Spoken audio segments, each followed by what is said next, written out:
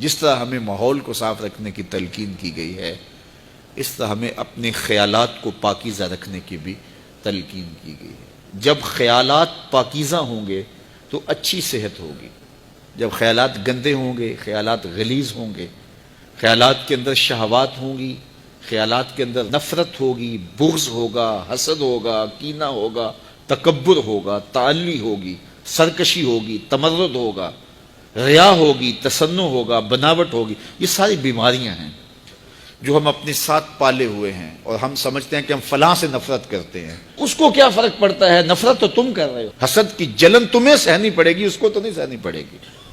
بغض رکھتے ہو، کینہ رکھتے ہو، نفرت رکھتے ہو، تو ہم کہتے ہیں ہم فلاں سے رکھتے ہیں۔ میاں فلاں کو کیا فرق ہے؟ وہ سب کچھ تو تم اپنے اندر رکھے ہو۔ وہ کیمیائی عمل جو ہوتا ہے، جو صحت پہ مضر اثرات پڑتے ہیں، طبیعت میں گھٹن آتی ہے، طبیعت میں غصہ پیدا ہو جاتا ہے، اور ہر وقت چڑچڑا مزاج ہو جاتا ہے، ہر وقت ایک بے چینی میں رہتے ہو، تو وہ تم رہتے ہو، وہ تو نہیں رہتا۔ تو اس لیے وہ اپنے آپ کو صاف کریں، اپنے اندر کی آگ بجھائیں، اپنے اندر کو ٹھنڈا رکھیں، اپنے اندر کی ستھرائی کا، پاکیزگی کا، طہارت کا سامان کریں۔ ان چیزوں کا التزام اور ان چیزوں کا اہتمام کرنا یہ ہمارے دین نے ہمیں سکھایا ہے۔ اسی طرح جب کوئی شخص برائی کرتا ہے، کوئی بھی برائی کرے، تو اس کی اثرات اس کے اوپر مرتب ہوتے ہیں۔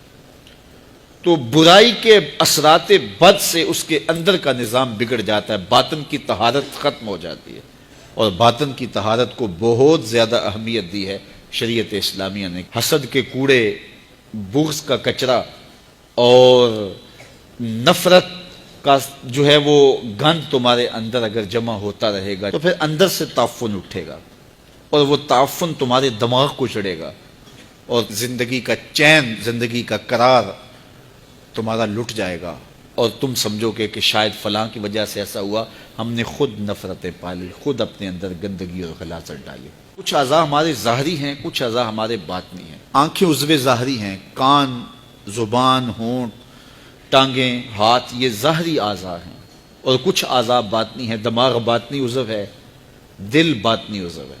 تو یہ جو ظاہری عضو ہیں، اس کی کچھ غلاظتیں، گندگیاں ظاہری ہیں، اور ان کی غلاظتیں کچھ باطنی ہیں۔ مثال کے طور پہ ہاتھ کے اوپر میل لگ گیا، ہاتھ کے اوپر کوئی نجاست لگ گئی، تو یہ عضو ظاہری کی ظاہری غلاظت ہے، تو اس کو پانی سے صاف کیا جا سکتا ہے۔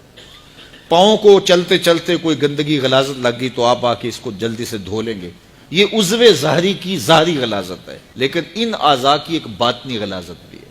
مثال کے طور پہ یہ ہاتھ ہے، یہ عضو ظاہری ہے، اس کی ظاہری غلاظت تو یہ تھی کہ اس کے اوپر کوئی گندگی لگ گئی، لیکن باطنی غلاظت یہ تھی کہ اس ہاتھ سے تم نے کسی سے ظلم کیا، تو یہ باطنی غلاظت لگ گئی۔